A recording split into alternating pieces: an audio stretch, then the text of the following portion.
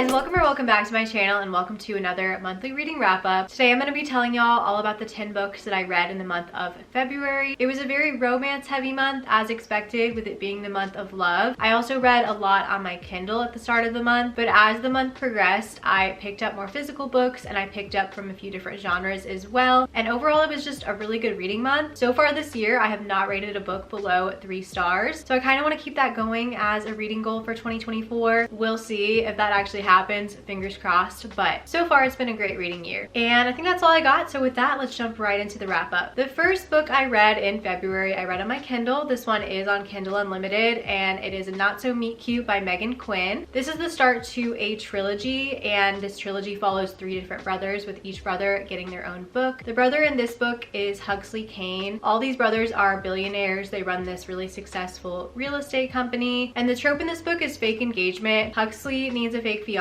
because he's trying to close a deal with this really important client, and the client says he feels like he can't connect to Huxley on a personal level. So Huxley sees that this client is engaged, so he makes up a lie that he himself is engaged to try and connect with the client. So then he needs to find a fake fiance. This brings in our female main character, Lottie. Lottie was working for her frenemy and the frenemy ends up firing her, and now she's gonna go to the high school reunion that the frenemy is planning. So she kind of wants to show up to the high school reunion looking better than the frenemy, so she wants to bring a date. Then they have this meet cute and the fake engagement trope strikes up from there. I gave this book 3.25 stars. It started out so strong. I thought that the writing style at first was so refreshing. The way everything was playing out, I was like picturing it in my mind as a little rom-com movie, and it was so cute and so fun, and I was laughing out loud. I thought it was so funny. The way the trope came about and the way their meet cute happened, it was definitely very over the top and you kind of have to suspend your disbelief, but I was having so much fun at the start that I didn't really care. I feel like halfway through to the end the story kind of got lost along the way. It really annoyed me because our male main character at the start was a nice funny guy, and then he kind of switched as soon as he started dating Lottie. He just became this jerk and was so rude and mean to her, and I was like, okay, surely there's a reason that he's acting like this. Maybe he got burned in the past, he's been hurt, he doesn't like relationships, that's why he's acting this way. It's gonna explain why his character just switched like this at the end, but we never got an explanation. His personality just completely flipped out of nowhere for no reason, so I thought that was really strange. And then the moment where they start like professing their love to one another, it happened at such an odd time. I was like, wait,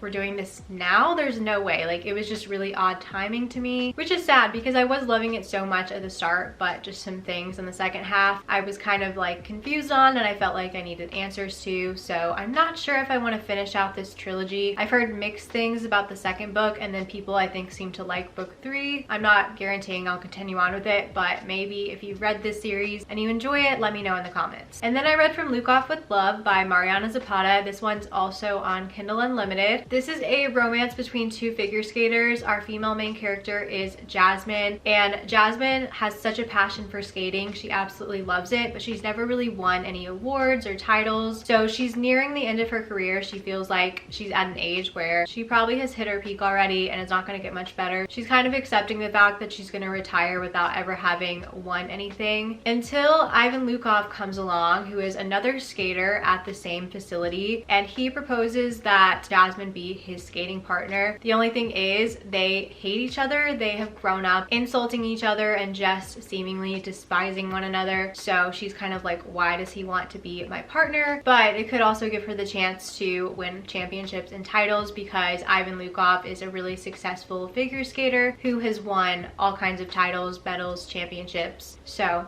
it follows their relationship, and I really liked this book. I gave it 4 stars. I've only read one other book from Mariana Zapata, which was Culty, and I gave that book somewhere in the 3-star range. I thought it was okay. I feel like Mariana Zapata has a very distinct writing style. You could probably give me one of her books and not tell me that it was her, and I would just know it's her because she has a very distinct voice, and I love that it's so unique, but something about it I don't know if I completely click with. At the start, our female main character in this is very juvenile. I thought a lot of the dialogue in this book was very immature, and I kind of had heard that going into this book, so I was expecting it. MZ is also known as being the queen of slow burn, but with Culty, I didn't feel like it was really slow burn because I felt like the characters in that book had more of a platonic connection. It didn't really feel very romantic to me, and I kind of got those same vibes in this one. It didn't feel super romancy. I didn't feel like there was a ton of tension building up, but I still felt like they had a lot of chemistry and I did like them together and enjoyed watching the way their relationship grew. I did feel like there were some scenes straight out of Culty that were like copy pasted and put into this book to make it fit for this story and these characters. So that kind of bothered me a little bit, but something about it, the more I read, I was just really invested in the story, invested in the characters. I think it's because I'm so fascinated by figure skating too. That's a part of it. I've heard some people critique this book and say that they felt like there wasn't enough ice skating in it, but for me, I did feel like there was enough in it. I didn't feel like it was lacking in that area. I don't know, like I have my critiques of it. I feel like it could have been more romancy and more tension building, but I did still like the way it was done and I really enjoyed it. I liked it more as it went on. I feel like it took a bit for me to get into it, but something about it was just very engrossing and made me want to pick up more from Mariana Zapata, and I didn't feel that after reading Culty, so really enjoyed this one. Then I read The Worst Wingman Ever by Abby Jimenez. This is one of those little short novellas that came out as part of the Improbable Meet Cute series. I think that's what it's called. There were like 5 or so novellas released through Amazon by a lot of popular romance authors. Abby Jimenez was my favorite of this release, so I definitely wanted to read her novella. This was a super short, super quick read. I read it in like an hour and a half. Basically, we're following Holly, and one day she gets a Valentine note left on her car that is clearly not meant for her, and then from there it starts an exchange of letters, which is one of my favorite tropes ever in books. I love reading letters being exchanged, messages. Just that trope is one of my favorites, and I gave this one 4 stars. I thought it was super cute, very short. Like I wish this could have been a full-length novel because I was invested in the characters and the story, and I was really impressed with how much Abby was able to put into such a short novella. But it was short and sweet, super cute. I feel like if you're wanting a little intro to Abby Jimenez, if you've never read from her, or if she's one of your favorite authors and you want more from her, definitely would recommend reading this one. And then I ended up listening to the audio of All's Well by Mona Awad. I don't know why, but in my mind I always wanted to read this in February. I think because there's an alternate cover where there's like a woman on the front with arrows in her, and it was reminding me of Cupid, and I knew this was like Shakespeare influenced, so I don't know. In my head I was like, ooh, I want to read that in February. But this is the same author as Bunny. I really enjoyed Bunny, so I was curious to see how I would like her other books. This one's following a college theater director named Miranda, and Miranda suffers from chronic pain. Basically, all I think you need to know going into this book is that Miranda really wants her students to put on the play All's Well That Ends Well by Shakespeare, but they really want to put on Macbeth. So that causes some conflict between them, and I gave this book 3 stars. The way her chronic pain was written and described, I had visceral reactions. I feel like it was really well written and I really did feel for our main character, but she was also kind of insufferable in some ways, and I felt like the whole time I was reading I was kind of waiting for it to get better, and I was waiting for the horror element to kick in the way it did with Bunny. It got kind of trippy at the end, but in a way that was confusing to me and I didn't really understand what was going on, where with Bunny it was trippy and a little bit convoluted, but I still had a good grasp of the story. With this one I was like, I don't know what's happening. I felt like it was trying to be like a fever dream just for the sake of being confusing, but I did think it was really well written and had good chronic pain representation. Then I listened to another audiobook. I listened to My Husband by Maud Ventura. This is a French book translated into English. It's basically just about a woman who is obsessed with her husband, and I was really interested to read that concept for Valentine's Day because it's kind of exploring when love becomes obsession and whether that's good or bad, and I enjoyed this one. I gave it 3 stars, but it wasn't my favorite thing ever. I feel like it's mostly our main character like venting and rambling the whole time. She's a very calculated person, and the way she kind of assesses and plans for all of her interactions with her husband was interesting to read about, but it just kind of dragged on by the end. But then when the epilogue hit, it went crazy. I was not expecting that epilogue at all, so I think it's worth your time. It's short, quick, and easy to read. The next few books I read were for a reading vlog where I read books that are part of a series that I'm trying to complete. The first one I read for that vlog is The Goal by Elle Kennedy. This is book 4 in the Off-Campus series, and this series was just added to Kindle Unlimited, so I read it on my Kindle. I have not read from this series in so long. It has been since last May when I read book 3, and I feel like I was kind of putting off book 4 because I knew what the trope in this book was, and I'm not a fan of this trope, but I was just really wanting to finish off off this series. So this is Tucker and Sabrina's book. Like I said, it's a trope in here that I'm not a fan of. It tells you on Goodreads and like in the synopsis what the trope is, but I feel like it's kind of a spoiler to know what it is because it doesn't happen until the 50% mark. So I think it would have hit more for me if I had not known what it was going into it. I gave this book 3.75 stars. Tucker and Sabrina's characters, I feel like they're both not your stereotypical characters that you see in a romance. Tucker is not your stereotypical hockey player, but he was very sweet. He's very much a Southern gentleman. Sabrina is very much like girl boss, and I really liked her, but both of the characters took some time to warm up to. I feel like they had to kind of grow on me. By the end, I did really like their dynamic and their relationship, but when this trope that I'm not a fan of kicked in, I don't know if I loved the way it was done. It kind of shifted the focus of the book to something that I'm not a big fan of, so I didn't love it for that reason, but it's not my least favorite of the series so far. I know I still have one more book to read to finish off the off-campus series, which is kind of like the wrap-up book that tells you where all the couples are now, so I would like to finish out the series at some point. And then I read Legendary by Stephanie Garber. This is the second book in the Caraval trilogy. The first book was following Scarlet, and this book follows Scarlet's sister Tella, and Tella has made a bargain with someone, and in order to keep her end of the bargain, she has to win Caraval. So we're following them round 2 as they go through Caraval. I really enjoyed this one, not quite as much as Caraval, but I still really liked it. I gave it 4.25 stars. I said this in the reading vlog that I read this book for, but Tella's character very much gives off youngest sister energy, whereas Scarlet's character gives off older sister energy. And as the oldest sister myself, I related to Scarlet's character more, but Tella was still really fun to follow, and I really enjoyed the little subplot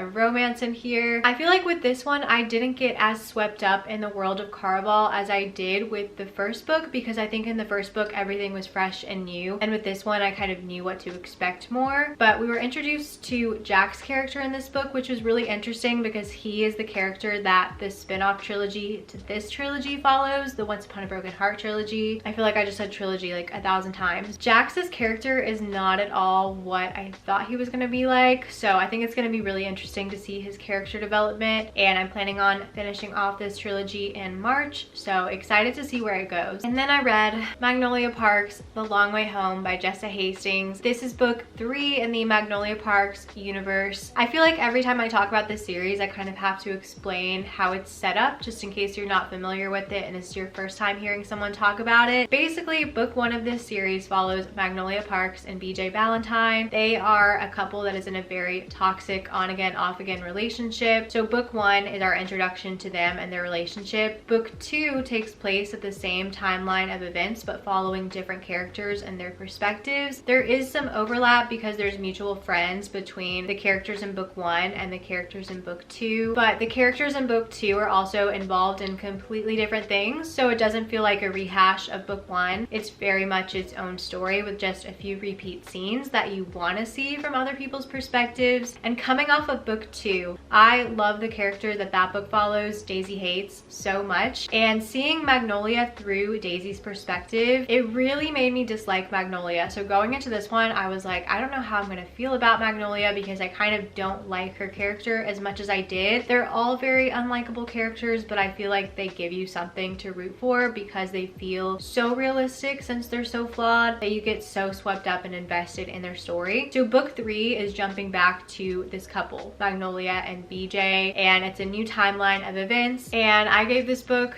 5 stars. I absolutely loved it. Like I said, as flawed as these characters are, you get so invested and so swept into their world and invested in what's going on with them, despite them being unlikable. There were so many scenes in this book that I cannot wait to see play out through the other characters' perspectives in the next book, which I'm planning to pick up very soon. BJ and Magnolia's relationship is one of the most intoxicating things I've ever read about. I made a playlist for them. I could not stop like scrolling on TikTok, looking up stuff about them. I have not felt this strongly for characters and for a book since reading Normal People, which is one of my favorite books of all time. I love it. It's going to be really hard to top this book as one of my favorites of this year. Then I ended up doing a reread of Fourth Wing by Rebecca Yarros. I started this at the start of the year and actually read this aloud with my husband and have been rereading it since, and we finished it I think on like the last day of February. I had a few reasons for wanting to reread this. For one, this was probably the most hyped up and talked about book of 2023. 3, and I read it right before its sequel came out, and I did a reading vlog, and I feel like I did kind of speed read these books to get that vlog up quickly and get through these books quickly, and I feel like I missed out on a lot of details, so I had some questions, and it made me so glad I went back and reread this book because I picked up on so many little things that I missed the first time around. I also feel like the first time I read it, I gave this book 5 stars,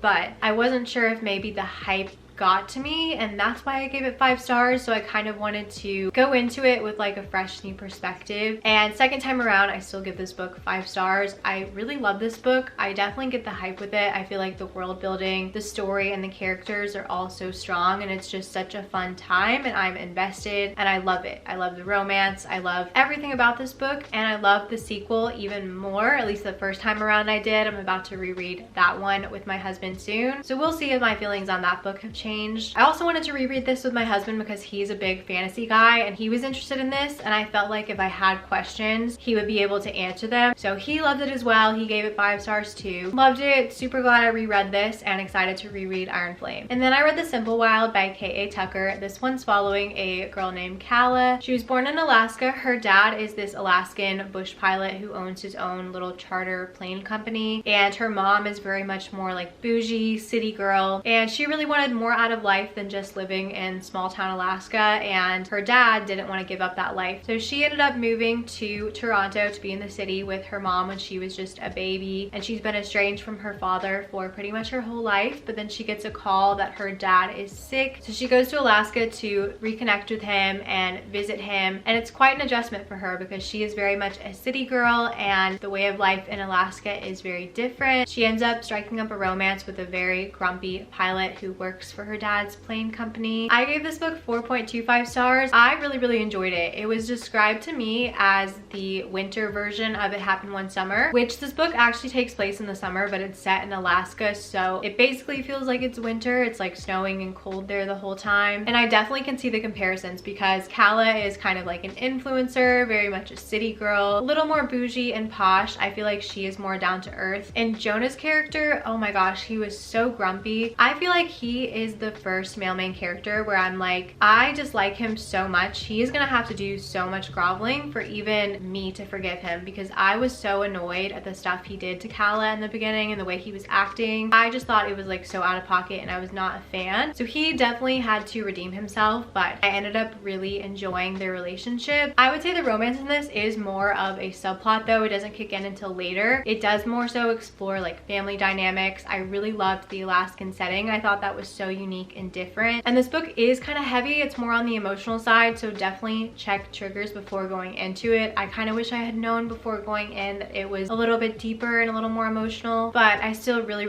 enjoyed it. I thought it was a really great story. This is also the start to a series and I am interested to continue on with it. So those are the 10 books that I read in February. That's going to conclude this reading wrap up. I hope you guys enjoyed. If you did, be sure to give me a thumbs up. Let me know below in the comments if you've read any of the books that I read, what you read in February, what you liked, what you didn't like. If you're not already subscribed, make sure to hit the red subscribe button to stick around to my channel so that you don't miss out on any future book videos from me. And I will see you guys so soon in my next video.